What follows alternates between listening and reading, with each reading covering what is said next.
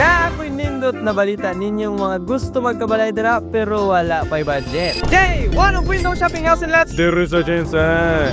Grabe na yung panglambo sa Jensen. Kinaan na say soon to rise na duha ka barato nga subdivision. I can't stress this enough guys. Barato.